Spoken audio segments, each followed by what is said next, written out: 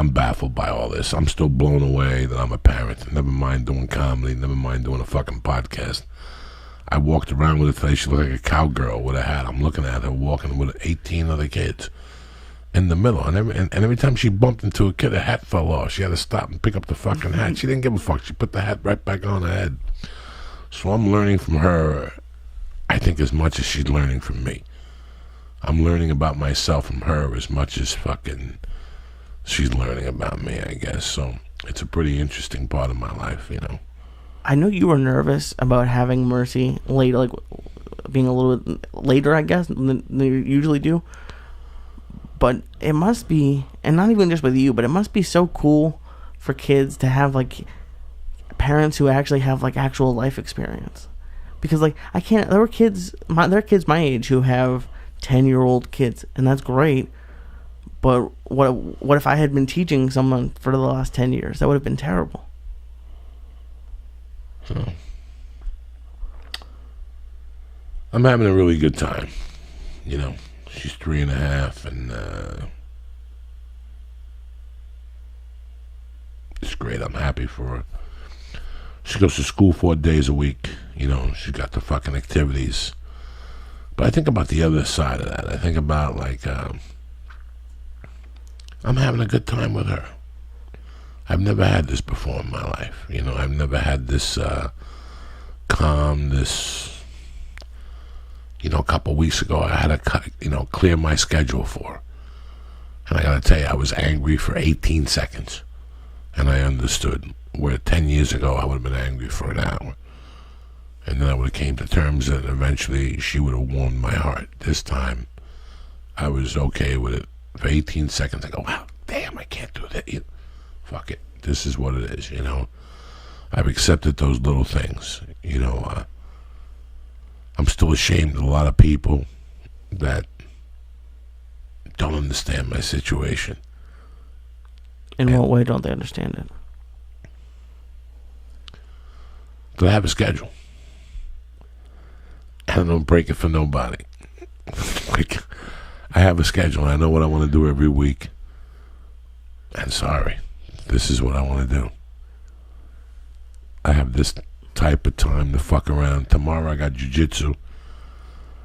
I got something at 3:30, and I got something from 4 to 5:15. I'm going down to do a spot, and I'm going to meet Shane, and we're going to get a taco and talk about pitching and shit like this, you know, like not baseball pitching, but pitching this fucking stupid thing we're trying to write.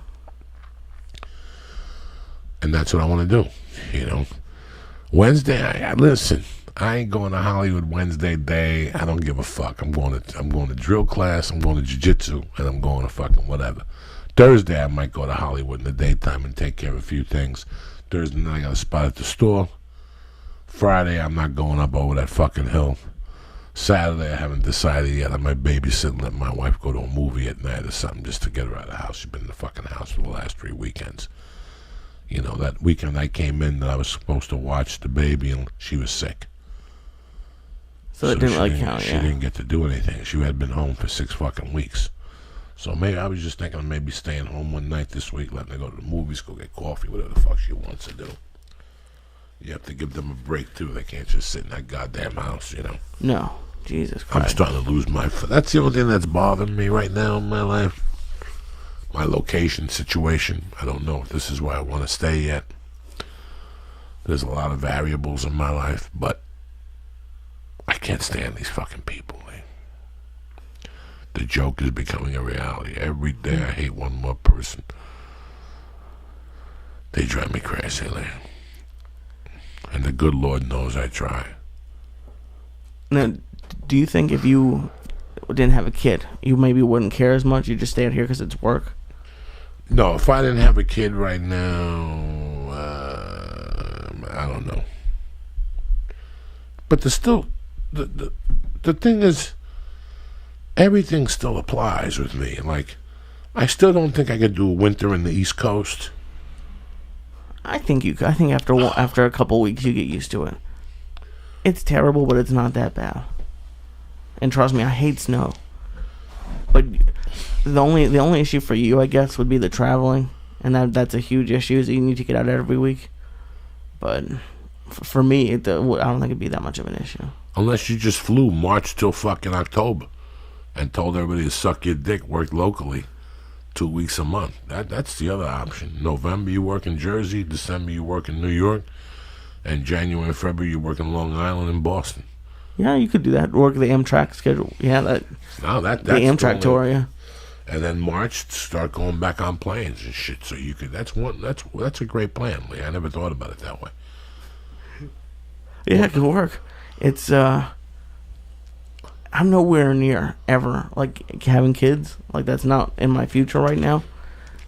But I see what you're saying. Always remember, Lee, nothing's ever in your future. Right, that's true. Nothing's ever in your future. Nobody fucking goes home and goes, tonight we're gonna make a kid. And by next year, nobody does that. A kid always comes surprised. I mean, really, you think it's mostly a surprise? Well, no. Some people, there's some women who, ovulate, and they got to get dick that fucking night like a werewolf or whatever. I thought most people did it like that. I have no idea. I just always assume people. Some people do it, and all of a sudden people knock up pregnant, and the next thing you know, you gotta adjust your life in 9 months, or to think what you have to adjust your life for life to be like. And it's really no major big fucking deal. You wait. It's so funny. I always reference a movie that I saw, and that's The Thief. There's a scene with James Caan and Tuesday Weld in a diner. And he tells her about this thing that happens to him in prison and what's supposed to happen. And what he did and what happens. And he goes, you know what? Nothing happened. For all this time, I stressed out this situation that something was going to happen. And at the end, nothing happened. And it's the same thing with anything in life. You just pick it up and run with it. And you learn as you go along.